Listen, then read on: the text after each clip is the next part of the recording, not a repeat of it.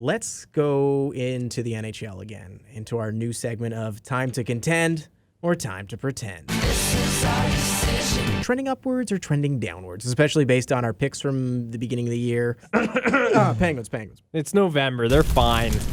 They're not winning their division. Either way, there are definitely some teams that have transformed into contenders, especially since when we last spoke about them. The Oilers and Flames, skyrocketing. We made fun of the Pacific Division, and out of nowhere, it's actually become pretty tough. I'm not saying as a whole they're a better division than, again, the Metro or the Atlantic, but that's going to be a scrap, and that's because the Oilers and the Flames have been seriously hot. And on top of that, the Panthers and the Canes. We thought they would do well, minus Luca said they wouldn't make the playoffs. It was a bold take. It's a bold take. And now they may be two of the best 5 teams in the NHL. So who do you think has entered that list of Time to Contend? Who do you think is going to stay there? You know what? I think it's only fitting that we start with the St. Louis Blues because you guys hate that team. I am into the Blues. We don't hate that team. Well, I do. A couple people hate them. I don't hate Coincidentally enough, the guy wearing the Blues jersey over here hates the Blues. This isn't a Blues jersey. It's a Noble King Knights jersey. Yeah, this nice is colors. vintage. Nice colors, buddy. Does that say Kyrou on the back? No, Not doesn't as say interesting. anyone. Boys, I got to be honest. I think the Blues are contenders this year. And not just saying that off of their hot start. I just think that I've always liked the Blues roster. I think they've got younger guys who are starting to step up. At the same time, I wouldn't be surprised if they slowed down a little, but I just feel as though this is a really good roster. They're gonna make the playoffs. I said they were gonna be a playoff team. I think we all agreed on that, but I don't think they're more than a first or second round appearance.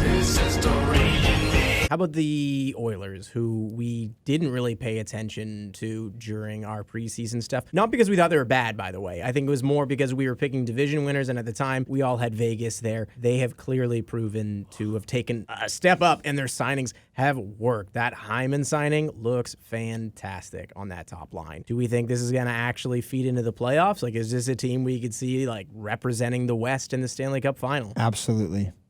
No question. They're dominant. I think their players are really coming to their own, despite their lack of playoff success. You just never really know with the Oilers if this is going to be the year, but this absolutely has the look of the year. They are literally dominating. Well, I don't see them slowing down. And you had made fun of, in a past video, I think we all kind of did, was the fact that the depth play wasn't quite as great, and now they even have a third line with that one, with Fogle and Ryan and Cassian. Mm-hmm. That's doing really well for them. Absolutely. And one guy who needs to be discussed is Jesse Puljujarvi. Look at how much of a difference a guy like that can make on your team. Just saying. Just a nice depth piece. All it that took was was getting supposed yelled to at work on the bench by the greatest player in the world. If Vegas is healthy, I think Vegas is still a better team. They've had ridiculous injury problems, and I think that's part of the reason. Long-term injury problems too, though. So that is a huge if. Long-term for in what way? They're not going to miss the playoffs. Yeah, and it depends how they play because they're not going to miss the playoffs. No. Sorry, they could if the injuries continue and they would have. I didn't even mean it in that way. I get, which is a fair point. No, they could. If they could suck long enough, if their injuries are bad enough that they could actually miss the playoffs. We'll talk more about them after, but the Flames look unreal. That's fun to watch too, by the way. I know it's a Sutter team, and it's easy to throw it out. It's their defenses don't play well.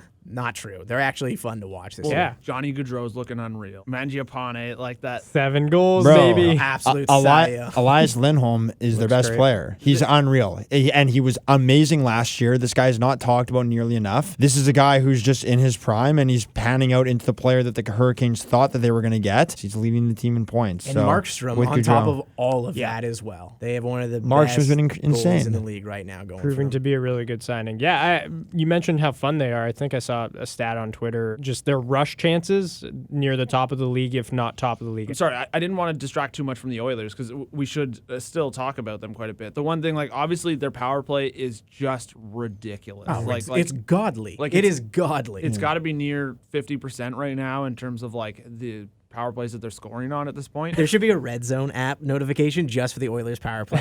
Oilers power play coming up, so you can just flip in. Yeah, 100%. But and this happens every year where one of these teams with an unreal forward group just starts out with just a ridiculous power play. I don't think they're going to keep that up. So they'll slow down a little bit. Even in slowing down though, as you said, they're godlike numbers, but that is a good power play. So even if they come down, it'll still be effective. No, of course. Yeah. I still think it'll be a great power play. I just mean right now, they're buzzing at a level that is just unsustainable. They're buzzing at a point where they're basically the best team in the league. And it's I still don't consider them the best team in the league, but they look great. We were discussing whether or not Connor McDavid would hit 150 points, and at one point he was projecting past 200. That's probably not going to happen. But the 150, can we revisit guys, that? He's peaked. Okay. He's peaked. This is it for him. Coming years, he's done. I really think that we need to determine whether or not the Flames are a legitimate contender because they were not good last year and they've gone off to a red hot start. But is this sustainable? What's going on right now? Is Markstrom's play sustainable? I think if there's a team that's going to slow down, it might be Calgary. Now it's time for the time to pretend. This is our decision. These are the teams who perhaps we picked to do well or do decently who have just sunk. The Leafs, they've dug themselves out of this, I think. And the Avs, we all are in agreement, I would say, that they are still going to do very well. So we're going to shove them out of this conversation.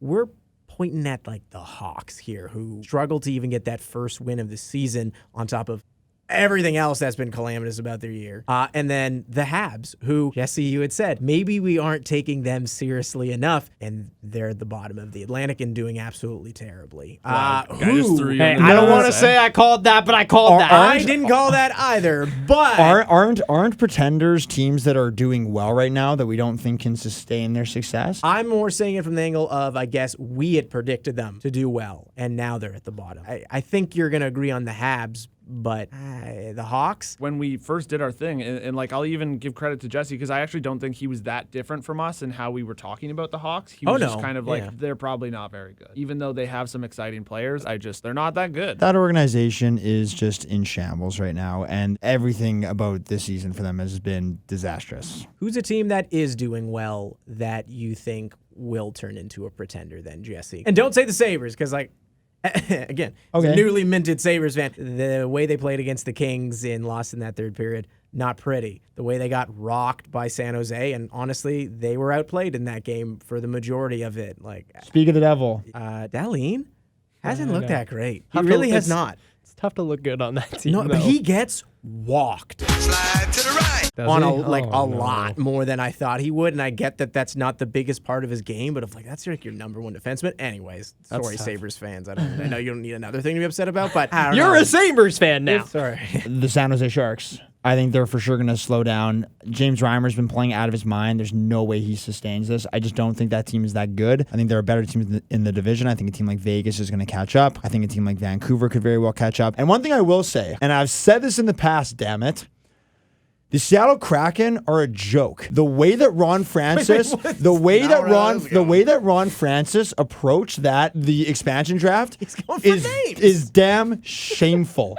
No, he was kind of in, kind of out. They should have either said, "Damn it, we're going all in this year and we're going to make a great team," or we're going to just draft the crappiest team. We're going to tank. We're going to accumulate draft picks, and we're going to move forward. And you look at them right now, they're at best a fringe playoff team. I don't think they make the playoffs. What the heck was the thought process going to that team? I was confused at first, and I think you are absolutely right. What if we built our team into every fan's worst nightmare, where we are on the fringe, but probably not making the playoffs, not getting a good pick, and then just like mediocre for what years. The Flames were for years. It's like we're gonna dip our toes in the water, but we're not gonna put our whole body in. We're just gonna feel the water, but we're not gonna fully submerge ourselves. You know what though? They got Tanev Cam. So. Tanev's a beauty. We love and he's Brandon done well Tanev this year too. I think the worst part about it is they don't have any superstars. Well, it's crazy when you think about, obviously some of the guys that everybody thought they were going to take, and they just ended up going a totally different direction from it. They did a brutal job, man. Just make me the GM of that goddamn team. How about the Rangers? Corwin, you picked them to win the Metro. I think we were all actually pretty positive on them. I don't think anyone here was negative on the Rangers. It's hard to be because they got a lot of exciting players, but they've actually been quite good and inconsistent for sure. And Shesterkin a lot of those points belong to him, but they've been good overall. I was going to say they've looked worse than I thought they were going to.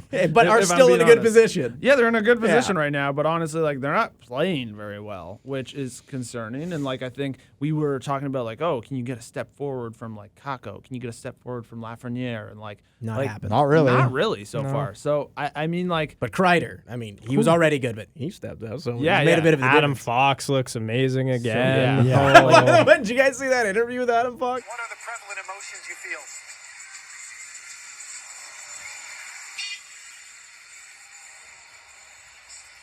can you hear me? Unbelievable. Amazing timing by the Zambonis. Yeah. So funny. With the honk- with imagine the the honk, Calgary Flames had Adam Fox still. Isn't there two different teams that could have had Adam Fox? Was it Carolina? Imagine forget. Carolina with Adam Fox. Because he got sent over in the Hannafin trade, right? What a crazy I don't trade know. this was. Noah Hannafin, Elias Lindholm for Dougie Hamilton, Michael Furland, and Adam Fox. Oh my Wow. God. Some huge names in there. Yeah. Also, we were kind of robbed of an Adam Fox bidding war. You know? 'Cause, Yeah. like he just went Yeah. to the Rangers, and it was like Makes sense. You guys Teams stay with learn New No York. Jimmy VC No Jimmy VC sweepstakes. sweepstakes, eh? Cheap Jimmy VC Thank God we didn't have sweepstakes. another one of those. And he Eh, ended up with the Rangers too. So there you go. They had Run DMC on the phone. Who didn't they have on the phone? You. They should have had me.